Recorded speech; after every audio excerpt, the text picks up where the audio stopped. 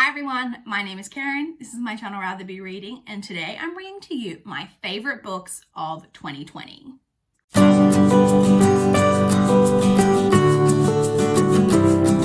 So it is finally time to reflect on the good parts of 2020, all of my favorite books that I read in 2020.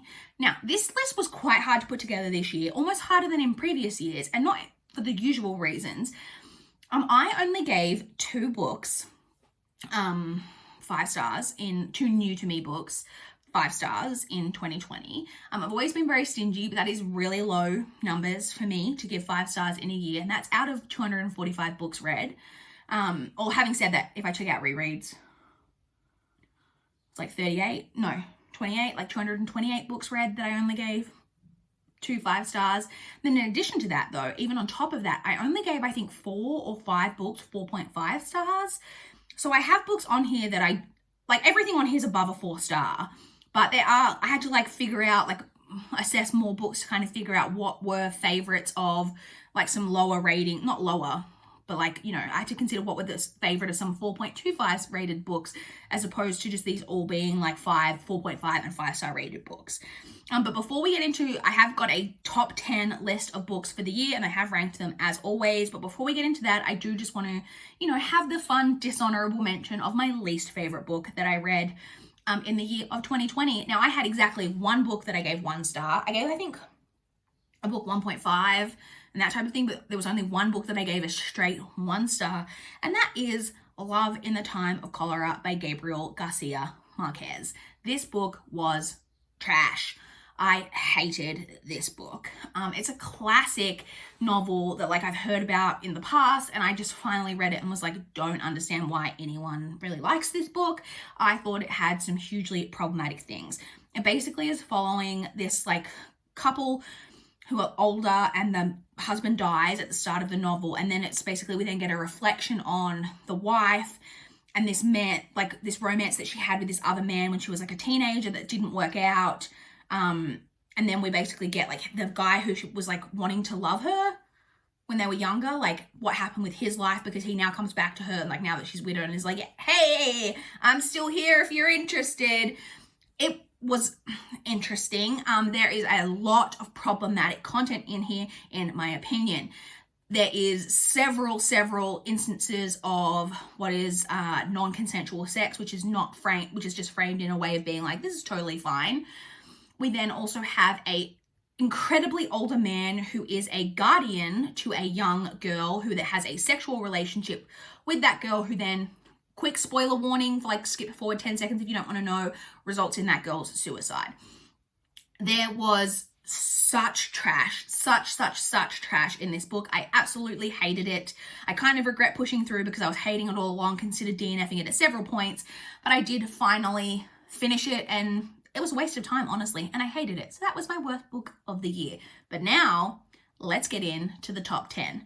So coming in at number 10 is The Night Swim by Megan Golden. Actually, I think it's Megan Golden, because we pronounce it Megan in Australia, and if I recall correctly, I believe Megan Golden is an Australian author. I believe she grew up in Australia, at least. I'm not entirely sure. This is a thriller novel about a woman who is the host of a podcast, and I, like many people, am very much into the trend of podcasts becoming an element of books. Really enjoy it. I listen to this on audio, and the audiobook is really great because it has that podcasty element. So she has a true crime podcast that's on its 3rd season, and it's really taken off. It's become incredibly popular, and for the 3rd season she is actually following an active rape trial that is going on in a small town. So we get the kind of story around this rape trial, but then we also get that the main character who hosts the podcast is getting anonymous notes left on her car about a crime that happened in the town. Well, what she believes is a crime. I think her sister's death was ruled a drowning, but she believes her sister was murdered. And we're getting anonymous notes about that. So we've kind of got 2 crimes in different time periods going on in the same small town. I really enjoyed this. I thought it was a really well-structured story. Really loved the podcast element.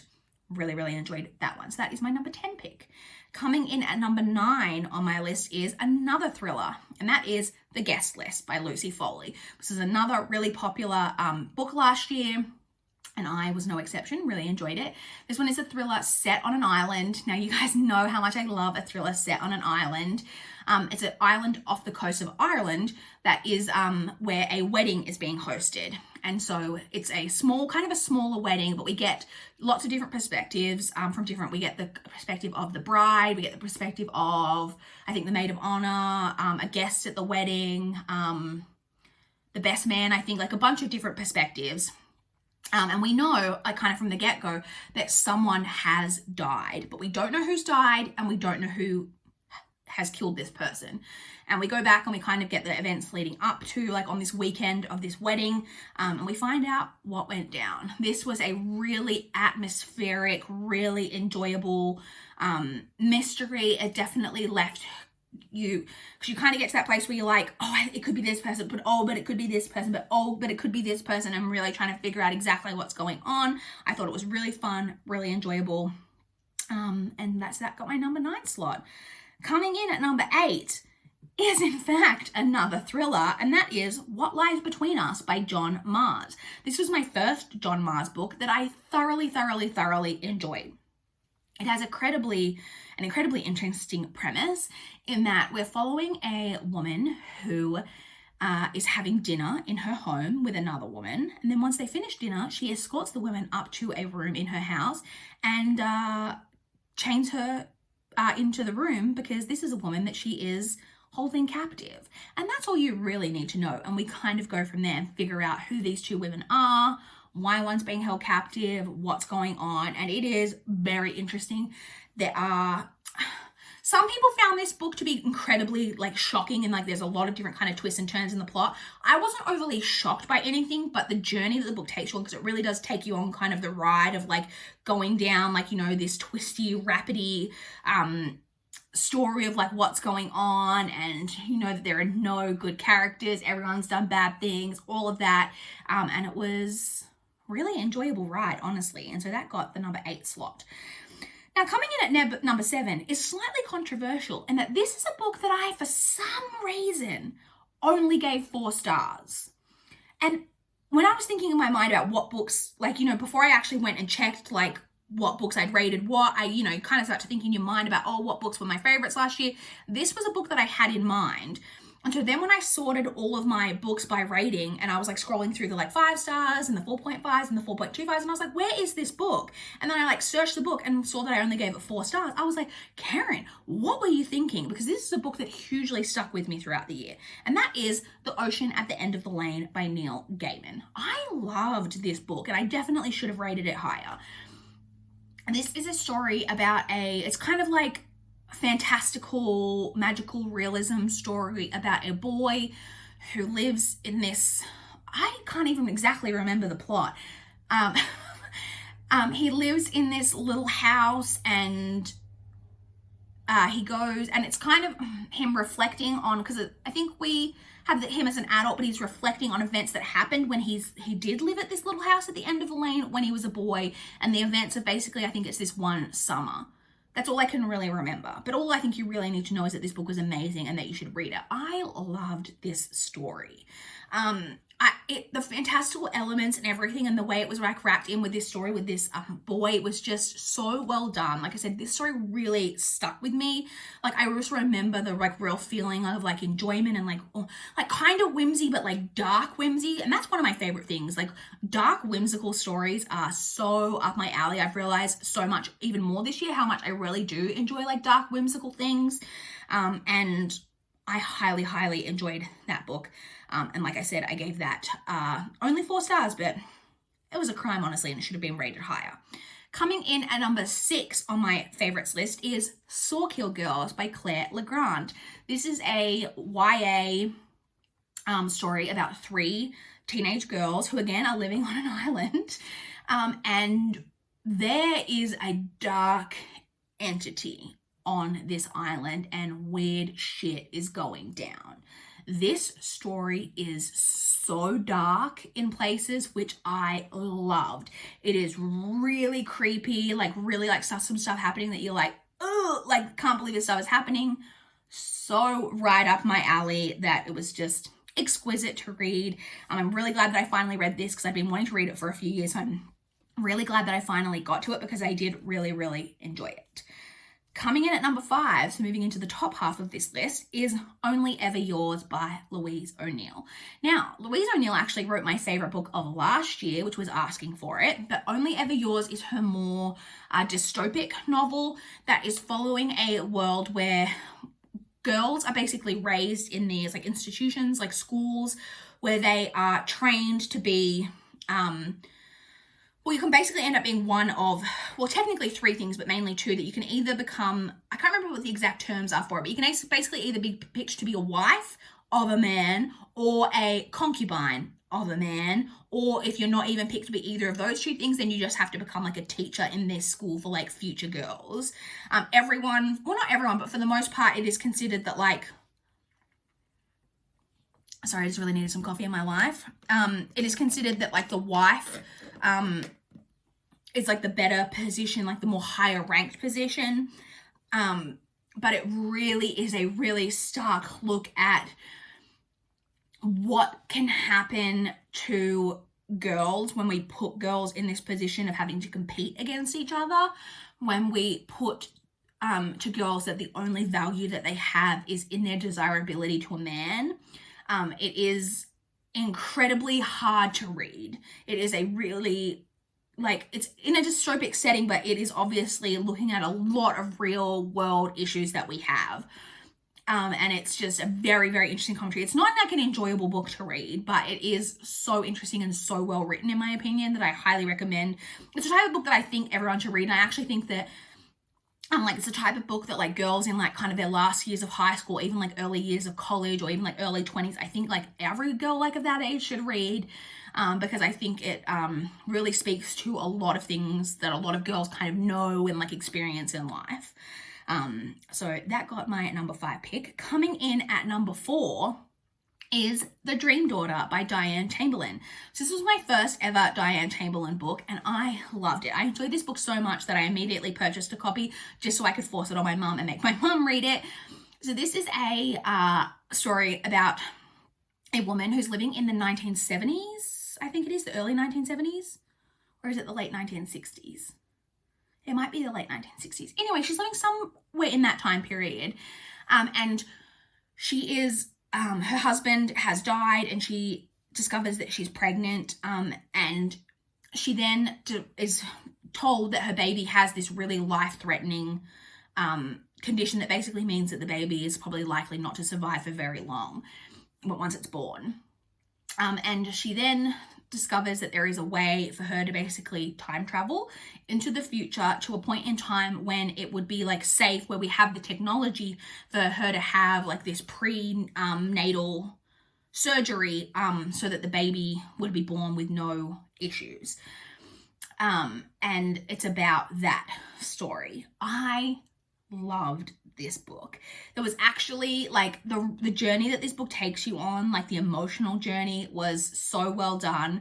There was actually something that happened in the story that I did not see coming, which is a rarity for me, that I was like, oh wait, what? Like, because for the most part, like you knew, like you were building up to events, but you knew kind of what that event was, and for the most part it was about like the like emotional pain of getting to that point of being like, oh, I can see where we're heading and I know it's gonna be bad, and then like getting to that point and being like, oh no. But then there was, like I say, at least one thing that happened that I was like, whoa, holy gods, I did not see that coming.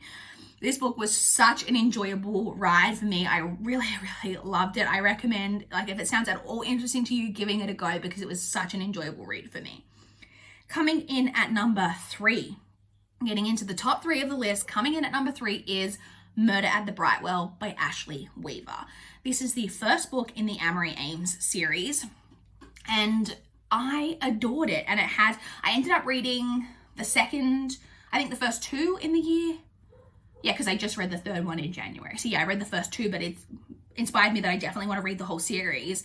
And I just loved it. So it's kind of cozy mystery, but I say all the time, I kind of struggle to classify it exactly, because it's kind of cozy mystery, but they're a little bit more like sophisticated in the kind of writing style and the telling of it.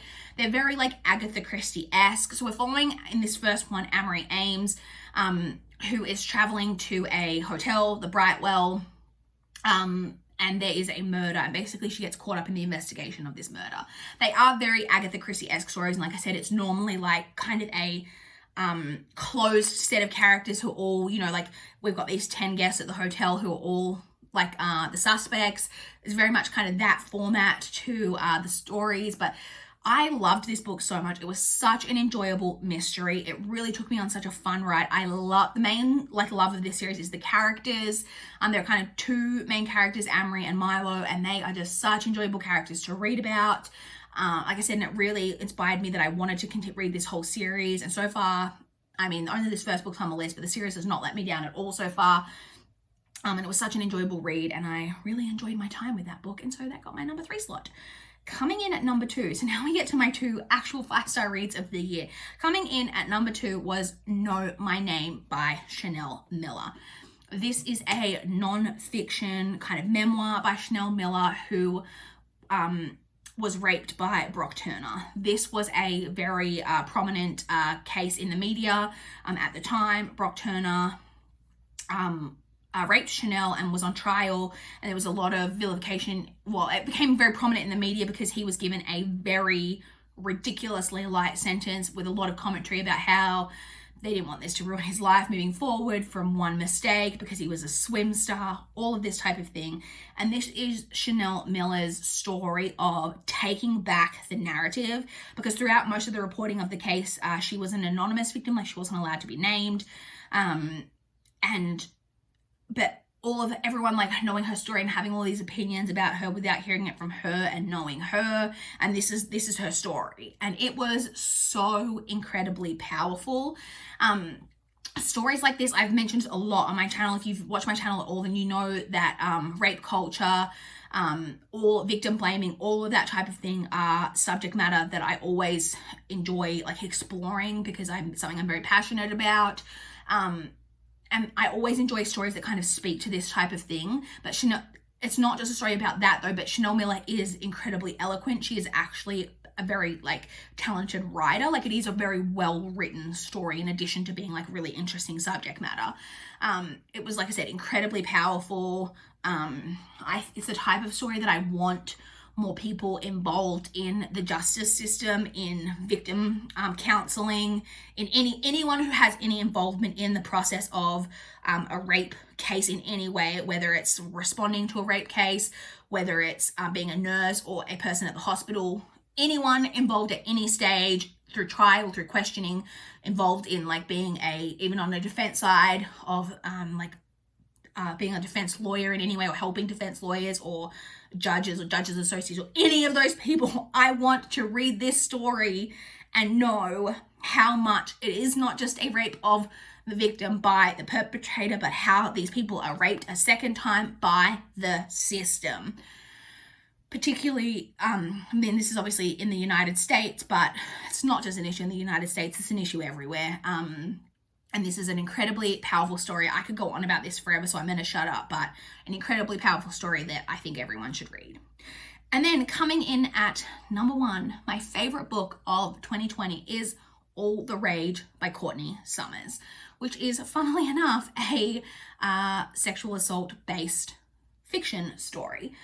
This one follows a character named Romy who has been a victim of sexual assault, and then I actually can't remember what kicks off the plot, so I don't want to say it because I don't want to actually say anything that you don't know, but that's kind of what we're dealing with in the story. This was, again, there were some lines in this book that like ripped my chest open and were just like so powerful and like made you really like just like think about like what you were reading. Like, it was so incredibly well written and well done. And this is I read Sadie by Courtney Summers last year. I actually think that might have been on my favorites list last year. Really, really enjoyed it. And I was like, I should read more by Courtney Summers, but I already had this book on my physical TBR. And when I read this book, like, I think it says a lot about a book when as soon as you read it, it makes you go, I need to read more by this author. And I now have a plan to read every book that Courtney Summers has published. She's got a book coming out this year that it sounds incredibly amazing. but I want to read all of her backlist titles. I read another one of her books this year, and like, she just is an amazing author. I think I'm going to really love everything by her. But this book in particular just really spoke to me. Like I said, there was some way that she phrased some lines. Like I said, there were some quotes in this book that I was just like, literally like sucked, like clutched the breath out of my throat, if that makes sense. It was just like an absolute punch to the gut. So incredibly well done. I don't want to talk about these anymore because I actually feel quite emotional with like how amazing these like books were in like such a specific way. I think it's pretty evident because Asking for It, which was my favorite book of the year last year, was a rape fiction story. It's obviously something that always, if it's well done, like I've read rape fiction stories that I've like enjoyed but haven't been like amazing, but if it is incredibly well done, there's a good chance I'm going to love it just because it speaks to like subject matter that I'm personally, like, you know, it's like with any books, our favorite books are always going to be subjective because of their speak to us in different ways due to our own like interests and our own, you know, circumstances. So I mean, it was always going to be a good chance that if something deals with this subject matter and is well written, it's gonna be a favorite of mine. And that was definitely the case with both of my favorite 2 books this year. So that was it. Those are my favorite books that I read in 2020. I would love to chat with you guys in the comments down below. If you read any of these books, if you loved them and want to gush about them with me, please do. Or if you have any like other thoughts where you're like, I didn't think these were that great, I'm always interested in, you know, some intelligent discourse in the comments down below. Or if you want to let me know what your guys' favorite books were, if they were different to mine, which they probably were, let me know because I would love to know what your guys' favorite books of the year were. That's all I have though. Please like this video if you liked it. Please subscribe if you want to see more from my channel. That is all I have for this video today. Bye guys.